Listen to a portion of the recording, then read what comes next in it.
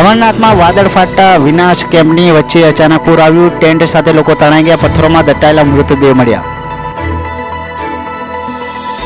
ઉમરગામમાં અસામાજિક તત્વોએ 18 ગાય ઉપર એસિડ નાખી વાતાવરણ ડહોળવાનો પ્રયાસ કર્યો. કોમવાદ ભડકો કરવાનું ષડયંત્ર હોવાનું કેટલાક લોકોનું અનુમાન. 25,000થી વધુ અમદાવાદીને 1.5 વર્ષથી લાયસન્સ નથી મળ્યા. રાજ્યની આરટીઓએ 1.58 લાખ લાયસન્સ ડિસ્પેચ કર્યા નથી. ઓઢવમાં 2 ફૂટથી વધારે પાણી ભરાતા પંપથી ખેંચી ખારીકટ કેનાલમાં ઠાલવવું પડ્યું.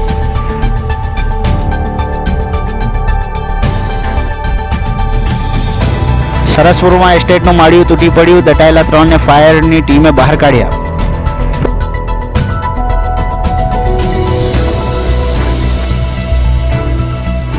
બોગસ દસ્તાવેજ પર ટિકિટ લઈ યુવક ફ્લાઇટ સુધી પહોંચી ગયો. પહેલા મુંબઈની ટિકિટ લીધા, પછી મુસાફરી રદ કરાવી.